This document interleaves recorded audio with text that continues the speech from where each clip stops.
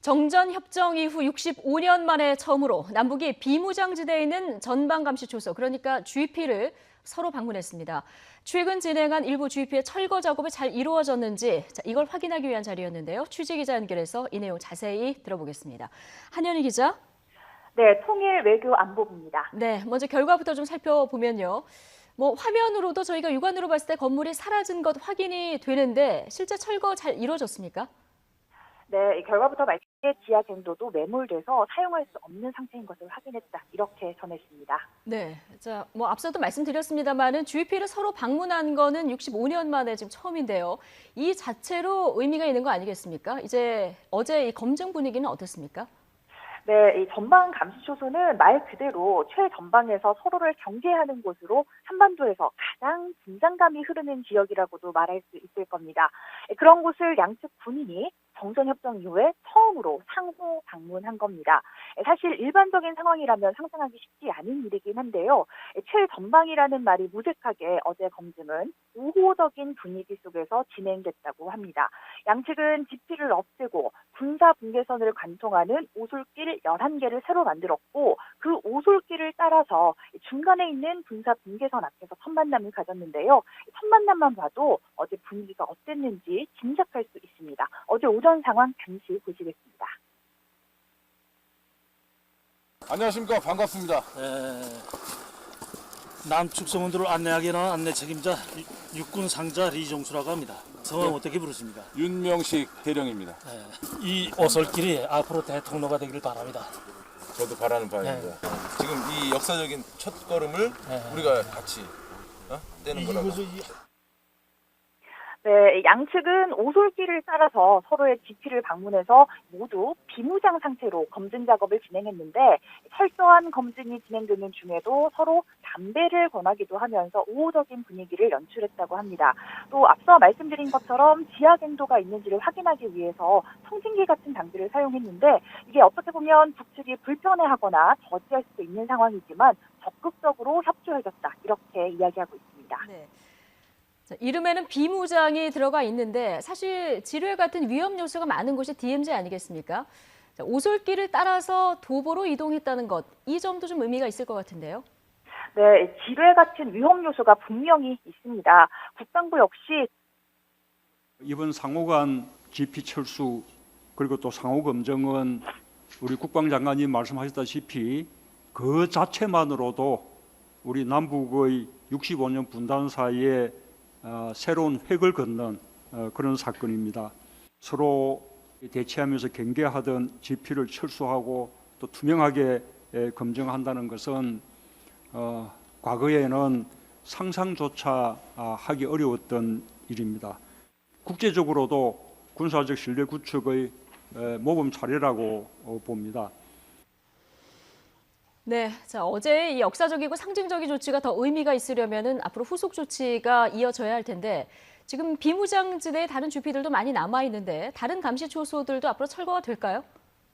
네, 9.19 군사 분야 합의에 따라서 시범적으로 남북 각각 11개씩의 초소를 철거하기는 했지만 아직 초소는 많이 남아 있습니다. 전쟁 이후 우리 측이 60여 개, 북측은 160여 개의 GP를 설치한 것으로 알려졌는데 11개씩을 철거했으니까 아직 200여 개 감시 초소에서 서로 총을 맞대고 경계하고 있는 겁니다. 실질적인 의미의 비무장지대로 거듭나기 위해서 앞으로 남은 GP도 철거하는 방안을 논의할 것으로 보이는데요. 우리 군이 한반도 평화 과정을 든든하게 뒷받침해 나간다면 DMZ가 평화의 땅으로 바뀌게 될 것이라고 한 문재인 대통령 발언에서도 그런 의지를 읽을 수 있습니다. 정경두 국방부 장관 역시 현장 검증 결과를 세밀히 분석해서 나머지 GP 철수 때도 참고 자료로 활용하겠다고 밝히기도 했는데요. 남북 양측은 이미 시범 철수 이후에 권역별 GP 철수 단계를 거쳐서 궁극적으로 모든 GP를 철수하는 방안에 공감하고 있는 것으로 알려졌습니다. 지금까지 통일외교안보부에서 전해드렸습니다. 바른미래당 손학규 대표와 정의당 이정미 대표가 연동형 비례대표제 도입을 촉구하며 시작한 단식 8일째를 맞고 있습니다. 더불어민주당과 자유한국당이 12월 임시국회를 열어서 논의를 이어가자는 뜻을 내비치고 있지만 선거제도 개편과 관련한 각 당의 이견이 좁히지 않고 있어서 경삭된 정국이 풀릴 기미는 보이지 않고 있습니다. 취재기자 연결해 보겠습니다. 김주영 기자. 네, 국회입니다. 네, 단식이 계속되고 있습니다. 각 당 사이 회동 이야기는 없습니까? 네, 아직 각 당 원내대표 혹은 정책위 의장끼리의 공식 회동은 진행되지 않았습니다. 다만 더불어민주당과 자유한국당 원내대표 사이의 회동은 오늘 안에 이루어질 예정입니다. 이런 가운데 말씀하신 것처럼 지금 제 뒤쪽에 있는 로텐더홀에서는 바른미래당 손학규, 정의당 이정미 대표가 8일째 단식을 진행하고 있는데요. 이처럼 야3당이 물러설 수 없다는 태도를 이어가고 있지만 사실 분위기가 그리 긍정적이지는 않습니다. 선거제도 개편을 위해서는 거대 양당인 더불어민주당과 자유한국당의 합의가 필요한데 두 당 모두 적극적인 모습을 보이지 않고 있기 때문입니다. 민주당 원내 지도부는 오늘 아침 회의에서도 연동형 비례대표제에 동의하는 기본 방향을 재확인했습니다. 그러면서 선거제 개혁 논의와 민생 법안 처리 등을 위해 12월 임시국회를 열어야 하고 선거제 논의는 정치개혁특별위원회 안에서 이뤄져야 한다고 강조했습니다. 야3당과 민주당만이라도 연동형 비례대표제를 중심으로 한 선거법 개정에 대해서 정개특위를 가동해서 논의를 활성화시키는 것이 지금 필요하다고 생각합니다. 한국당은 일단 이번 주 안에 원내 지도부 구성을 먼저 하고 그 뒤에 지금까지 부족했던 내부 논의를 거쳐 입장을 내겠다며 한 발 더 뒤로 물러나 있습니다. 다만 최저임금제나 탄력근로제 관련 법안 등 현안이 많은 만큼 12월 임시국회 소집에는 적극적으로 나서겠다는 방침입니다. 이 연장을 위한 여야 합의를 이행하기 위한 임시국회 소집을 해야 된다고 생각을 하고 임시국회 소집 추진을 본격적으로 하겠다는 말씀을 드립니다. 이처럼 각 당의 이해관계와 셈법이 복잡하게 엇갈린 가운데 오늘 각 당 지도부의 만남에서 임시국회 소집 등 합의가 이뤄질 가능성도 남아 있습니다. 네, 오늘 국회에서는 법원 개혁과 관련한 논의도 진행이 된다고요. 네, 1시간쯤 전인 오전 10시부터 사법개혁특별위원회 법조 소위원회 회의가 시작됐고 지금은 비공개로 진행되고 있습니다. 사법행정개혁이 핵심 주제인데요. 앞서 대법원은 법원행정처를 폐지하고 사법행정회의와 법원사무처를 신설해 대법원장의 권한을 나누는 개선안을 국회에 제시했습니다. 이에 따라 오늘 소위에서는 대법원의 의견이 적절한지를 중심으로 논의가 진행될 전망입니다. 국회 복지위는 오늘 전체 회의를 열었는데요. 내년 9월부터 생후 84개월까지 월 10만 원의 아동수당을 받게 하는 내용의 아동수당법 개정안 등을 통과시켰습니다. 초등학교 입학 여부와 관계없이 만 7세까지 아동수당을 받게 된 겁니다. 또 노인 저소득층에 대한 지원을 강화하는 내용의 기초연금법 개정안도 처리됐습니다. 지금까지 국회에서 YTN 김주영입니다. 브렉시트 합의안으로 소속 보수당 내 반발에 부딪혔던 메이 영국 총리가 신임 투표에서 승리했습니다. 당대표와 총리직을 유지하게 된 메이 총리, 곧바로 유럽연합 정상들에게 브렉시트 관련 추가 양보를 요구하고 나설 것으로 보입니다. 보도에 이종수 기자입니다. 집권 보수당의 신임 투표에서 메이 총리가 승리했습니다. 신임은 200표, 반대는 117표였습니다. 이에 따라 메이 총리는 내년 12월까지 불신임 위협 없이 총리직과 대표직을 수행할 수 있게 됐습니다. Under the rules set out in the constitution of the Conservative Party, no further confidence vote can take place for at least 12 앞서 보수당 내 강경파 의원들은 메이 총리의 브렉시트 합의안에 강력 반발해 불신임안을 제출했습니다. 강경파 의원들은 영국과 유럽연합이 합의한 브렉시트안이 영국의 일방적 협정 종료를 할 수 없게 유럽연합 관세동맹에 계속 잔류할 수 있다고 우려해왔습니다. 불신임 위기를 넘긴 메이 총리는 반대표를 던진 동료들 얘기에 귀 기울이겠다며 브렉시트 합의안 수정에 최선을 다하겠다고 밝혔습니다. We now need to get on with the job of delivering Brexit for the British people and building a better future for this country. 당장 벨기에에서 열리는 유럽연합 정상회의에 참석해 각국 정상들에게 추가 양보를 요구할 것으로 보입니다. 하지만 EU 측은 추가 개정 협상에는 응하지 않겠다는 입장을 고수해왔습니다. 여기에 영국 의회에서도 보수당 강경파 외에도 유럽연합 잔류파 등 반메이 세력이 확대되고 있어 메이 총리가 브렉시트 정국 운영에 어려움을 겪을 것이란 전망입니다. YTN 이종수입니다. 마이크 폼페이오 미국 국무장관은 이란의 미사일 활동을 제한할 더 강력한 조치를 촉구했습니다. 폼페이오 장관은 미국 시간 12일 유엔 안전보장이사회 회의에서 2010년 안보리 결의 1929호에서 규정한 이란의 미사일 개발 금지를 재부과해야 한다고 말했습니다. 또 2020년으로 예정된 이란에 대한 금수 조치가 해제돼서는 안 된다면서 유엔 차원의 검색과 차단 시스템 구축을 제안했습니다.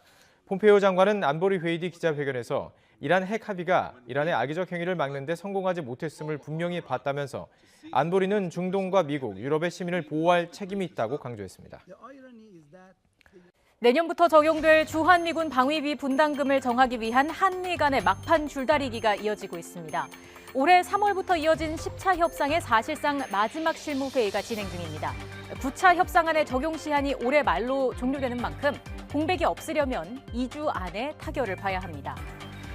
방위비 분담금의 시작은 27년 전으로 거슬러 올라갑니다. 1991년 미국의 요구에 의해 방위비 분담금 특별협정이 체결됐습니다. 이후 2014년까지 총 9차례에 걸쳐 협상안이 나왔습니다. 협상이 체결될 때마다 금액은 꽤 큰 폭으로 늘어났습니다. 1991년 처음 체결될 당시 1,000억 원을 조금 넘는 수준이었지만 현재 한국의 방위비 분담금은 9천억 원을 넘어 1조 원에 육박합니다. 9배 가까이 증가한 셈입니다.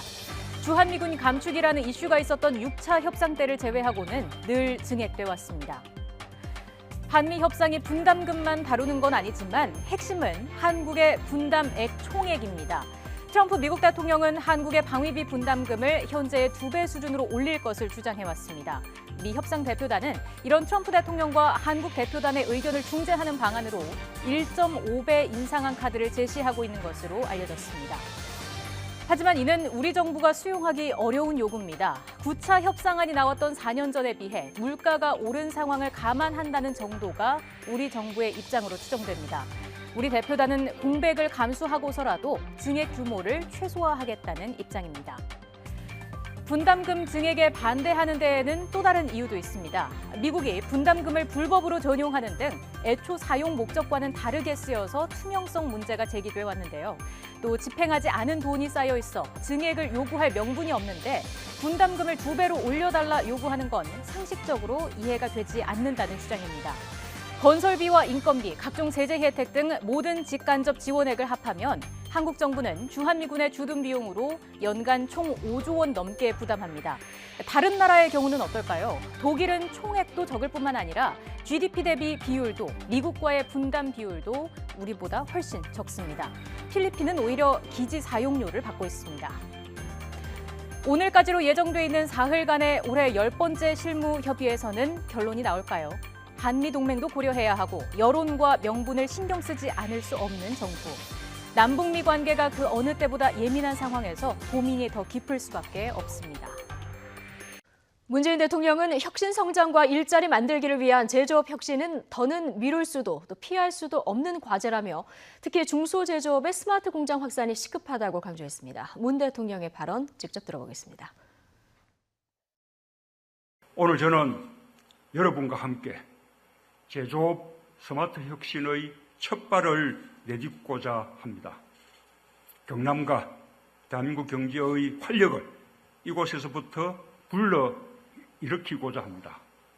혁신 성장과 일자리 만들기를 위한 제조 혁신은 더 이상 미룰 수도 피할 수도 없는 과제입니다. 제조 혁신의 관건은 중소기업입니다.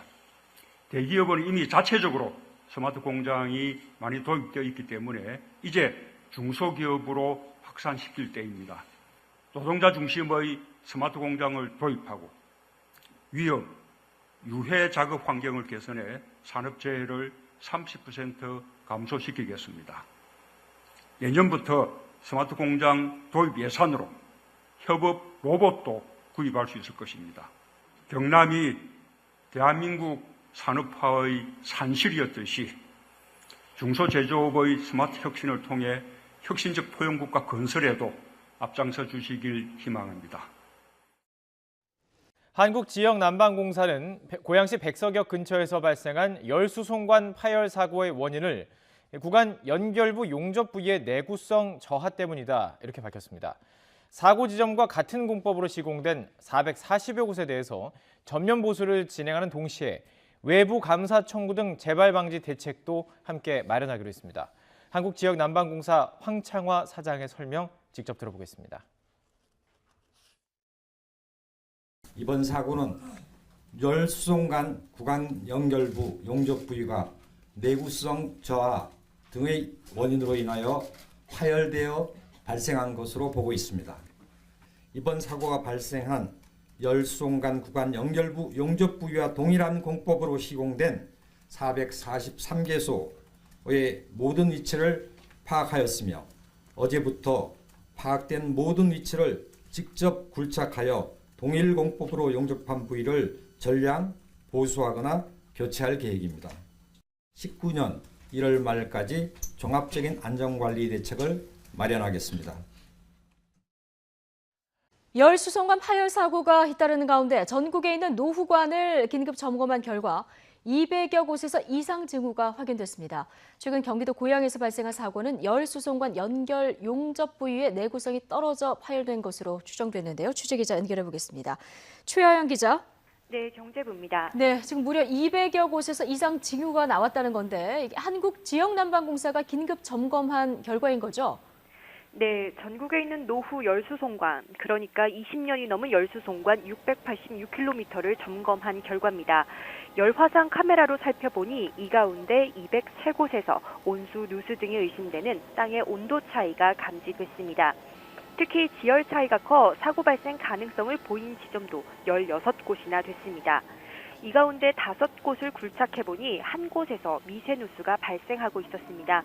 한국난방공사는 일단 미세누수가 발생한 지점에 대해선 곧바로 관을 교체했다고 밝혔습니다. 또 이상징후가 발생한 203곳에 대해선 오늘부터 한 달 동안 정밀 진단을 할 예정입니다. 이와 함께 경기도 고양에서 발생한 사고의 경우 열수송관 연결 용접 부위에 내구성이 떨어져 파열된 것으로 추정했습니다.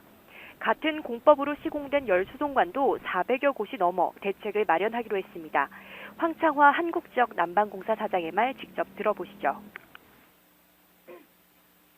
이번 사고가 발생한 열수송관 구간 연결부 용접 부위와 동일한 공법으로 시공된 443개소의 모든 위치를 파악하였으며 어제부터 파악된 모든 위치를 직접 굴착하여 동일 공법으로 용접한 부위를 전량 보수하거나 교체할 계획입니다.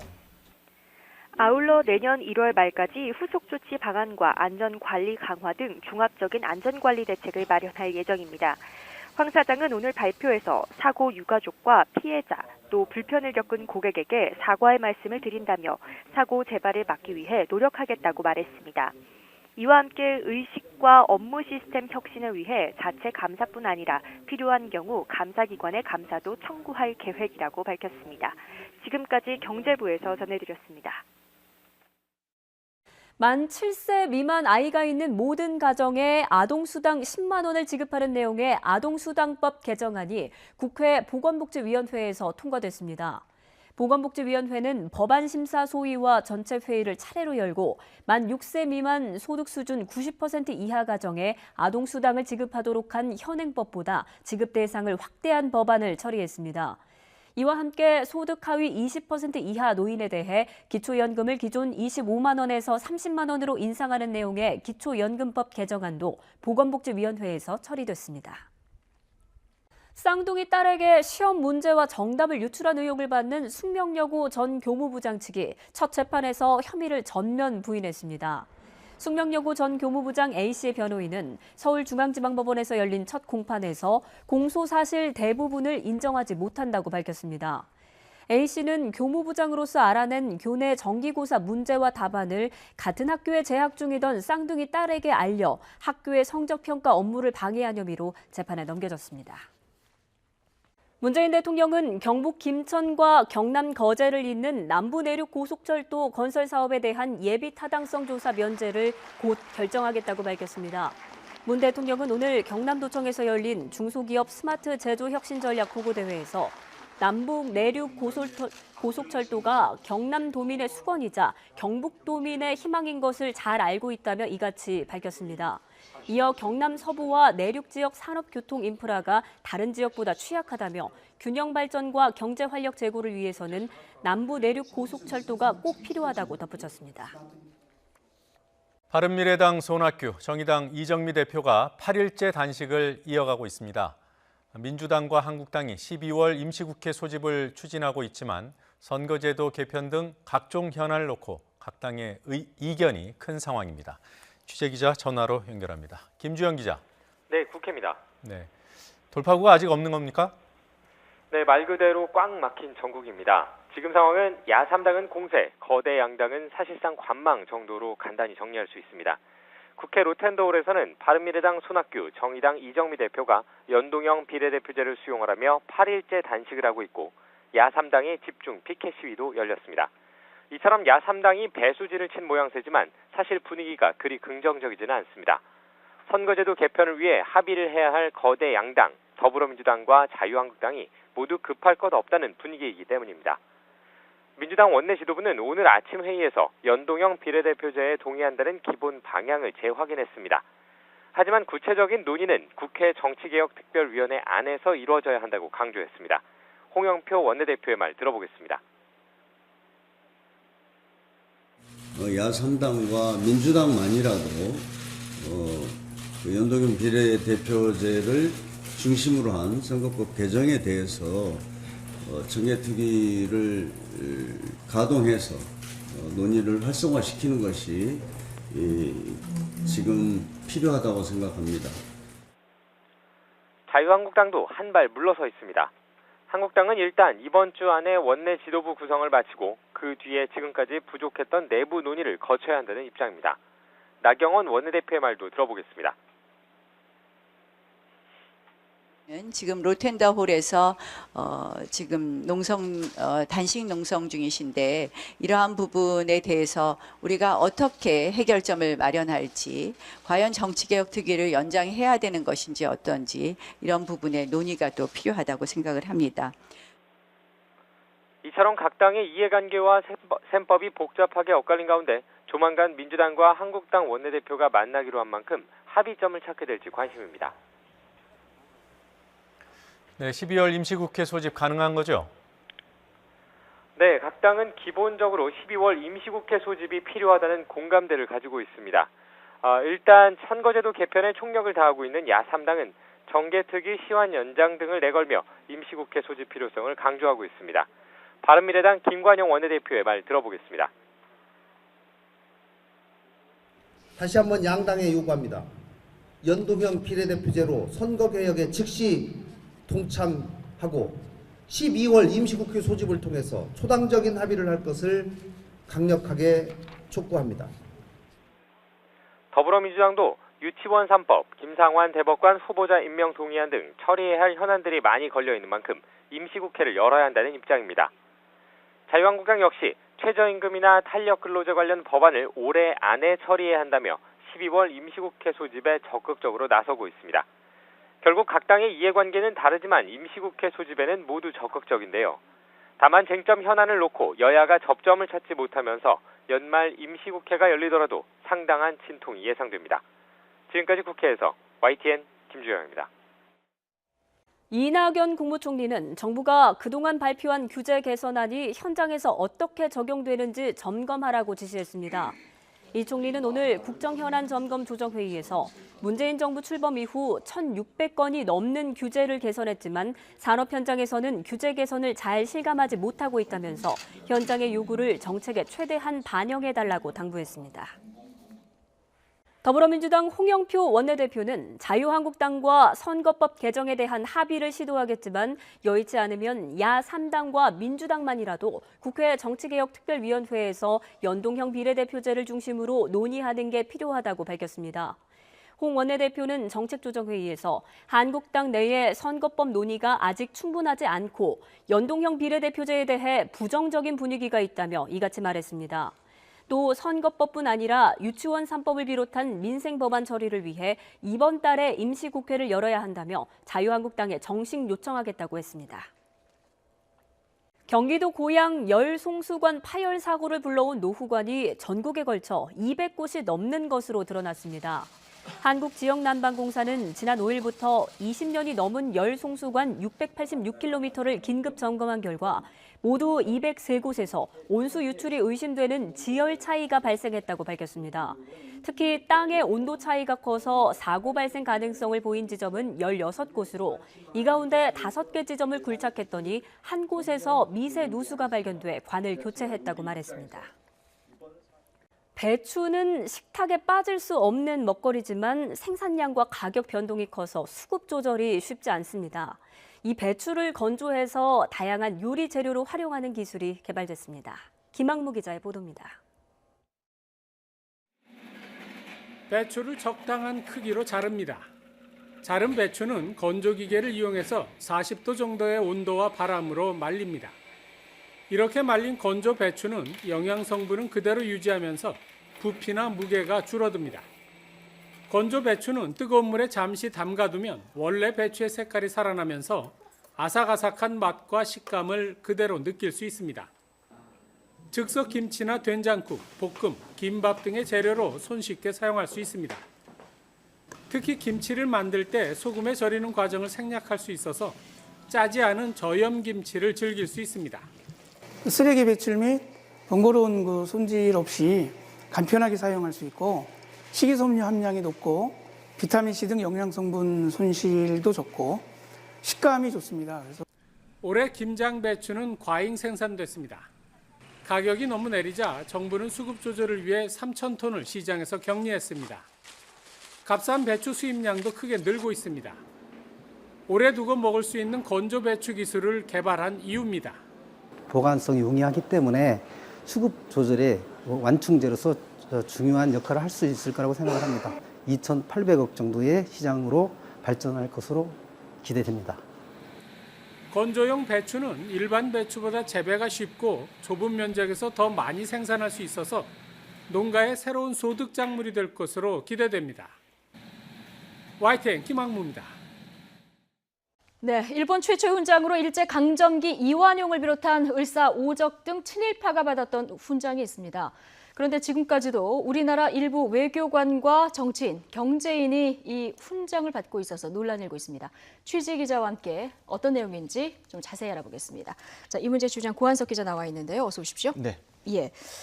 문제가 된 것이 우길장이라는 일본 훈장인데 정확히 어떤 훈장입니까? 네, 일본 정부가 자국민은 물론이고 외국인들에게도 주는 그런 훈장입니다. 예. 우길 그러니까 떠오르는 태양을 형상화했고요. 가운데 붉은 태양에서 밖으로 빛이 뻗어나가는 그런 모습입니다. 종류에 따라서 이 모양이 조금씩 다릅니다. 우길 대수장이 가장 높은 등급이고요. 그 네. 밑에 중수장, 소수장이 있고 그 아래로 다시 등급이 나뉩니다. 그렇군요. 이 훈장이 근데 언제 만들어진 훈장입니까? 네, 메이지 시대 1875년에 만들어진 일본 최초의 훈장입니다. 예. 국가와 공공의 공익에 기여한 사람에게 수여한다는 것이 취지고요. 그런데 일본이 침략 전쟁을 벌이던 시기 주로 군인들이 받았습니다. 대표적인 일본 전범으로 일본이 패전한 뒤 교수형을 당했죠. 지금 사진이 나오고 있는데 네. 태평양 전쟁을 이끈 도조 히데키가 이 우길 대수장을 받았습니다. 예. 또 러일 전쟁을 승리로 이끈 해군 대장 도고 헤이하치로도 같은 훈장을 받았습니다. 또 안중근 의사에게 저격당해 죽은 이토 히로부미 역시 우길 대수장을 가슴에 걸었습니다. 이토 히로부미도 받았고 메이지 시대에 만들어진 일본 최초의 훈장인데 네. 우리 을사오적도 이 우길 훈장을 받았다면서요? 네, 이완용, 이근택, 박재순 등 을사오적 모두 같은 훈장을 받았습니다. 이완용 가슴에 커다란 훈장이 하나 걸려 있는데 지금 사진이 나오고 있는데요. 예. 저 표시된 부분이 바로 우길 대수장입니다. 이 훈장이 그 훈장이군요. 네, 오른쪽에 예. 있는 이토 히로부미 사진, 가운데 있는 모습 우길 동화 대수장인데요. 이완용이 받은 것과 같은 훈장입니다. 이 밖에도 정미 7적 가운데 하나인 이병무 등 친일 인명사전에 등재된 친일파라면 대부분은 다양한 등급의 우길장을 받았다고 해도 과언이 아닙니다. 예. 자, 받는 사람 면면을 지금 봐서도 그렇고요. 이게 제국주의를 상징하는 훈장이라고 하면은 취지야 어찌됐건 간에 우리한테는 좀 어떻게 보면 치욕스러운 이런 훈장일 수도 있는데 네. 해방 이후에도 근데 이 훈장이 우리나라 국민들에게 수여가 됐다면서요. 네, 1999년 11월 당시 김종필 국무총리가 박태준 자민련 총재를 불러서 축하연을 열었습니다. 네. 당시 박 총재가 한일 우호 친선에 이바지한 공로로 일본 정부로부터 훈 1등 우길 대수장을 받았기 때문입니다. 가장 등급이 높은 우길 대수장 수상자만 보면 이병기 박근혜 전 대통령 비서실장과 권철현, 유명한, 유흥수 씨 등 전 일본 대사 가운데 일부가, 또 정치인으로는 김수환, 정의화 전 국회의장, 또 이용구 전 국무총리 등이 우길 대수장을 받았습니다. 네. 경제인 가운데도 있는데요. 송경식 경총회장, 조성래 효성회장 등이 같은 훈장을 받았습니다. 예, 지금 거론된 이분들이 다 지금 이 훈장을 받았다는 얘기인데 네네. 대부분 이제 사회 지도층 아니겠습니까? 네네. 그럼 이 상이 어떤 상이고 어떤 역사가 있는지 몰라서 받았던 건 아닐까요? 네, 취재를 해보면 대부분 그렇게 대답을 네. 합니다. 그리고 대부분 별다른 문제의식이 없었습니다. 일부 취재가 된 인사들은 친일파가 받았던 훈장이었던 사실, 또 이 훈장의 기원 등에 대해 대체로 잘 몰랐다고 말했습니다. 예. 그런데 우길하면 우길기가 바로 떠오르죠. 일본 제국주의의 상징이자 우리에게는 너무나 아픈 역사이지 않습니까? 그렇죠. 그런데도 우길이라는 이름을 접하면서 단순히 일본 정부가 주는 훈장이라고만 생각했다는 것이 조금 실망스럽고요. 특히 받은 사람들이 명망 있는 사회 지도층이라서 더 그렇습니다. 네. 인식이 없었다. 이 자체가 이제 문제다. 이런 네. 이제 얘기를 해주셨는데, 근데 우길 문양 자체는 이게 일본 전통 문양이라면서요? 네, 떠오르는 태양을 의미하는 우길은 일본의 전통 문양이 맞습니다. 예. 천여 년 전부터 사용됐다는 그런 연구도 있어서 문양 자체를 제국주의의 잔재라고 하기는 어렵습니다. 그런데 비교해 볼 만한 외국 사례가 하나 있습니다. 2차 세계대전 당시 나치 독일의 철십자 훈장인데요. 철십자는 일본의 우길과 마찬가지로 전통 문양입니다. 십자군 전쟁 때부터 썼다고 하고요. 네. 그러나 2차 대전 패망 후 독일은 전쟁 범죄의 상징이라는 이유로 이 철십자 훈장을 폐지했습니다. 설령 지금까지 남아있다 하더라도 히틀러의 훈장을 받을 프랑스 사람이 과연 있을까요? 그러게 말입니다. 자, 외국인에게도 수여를 하는 훈장이다. 앞서 이제 네. 얘기를 해주셨는데, 우리나라 지금 사회 지도층 받은 그 훈장이 있고요. 네. 이웃나라 중국 비슷한 과거 경험들이 있는데 네. 중국은 어떻습니까? 그 만주 사변쯤에 허잉친이라는 일본 육사 출신의 중국인 군인이 우길 대수장을 받았다는 기록이 있습니다. 예. 그리고 일본 패망 이후에는 그보다 등급이 낮은 우길 중광장을 제일본 중국 바둑기사가 받았습니다. 이외에는 더 찾아볼 수가 없고요. 그래서 우길장 받은 중국인은 사실상 없다고 봐도 될 것 같습니다. 제국주의 시절 훈장을 없애지 않고 한국인에게까지 수여하는 일본도 그렇지만 별다른 거부감 없이 그걸 받는 한국인들의 모습을 보면서 역사의식의 의미에 대해 다시 생각해 볼 수밖에 없었습니다. 중국은 그러니까 사실상 한 명도 없다. 네, 그렇게 봐도 좋습니다. 다시 생각해 볼 문제인 거는 확실한 것 같습니다. 고한석 기자였습니다. 수고하셨습니다.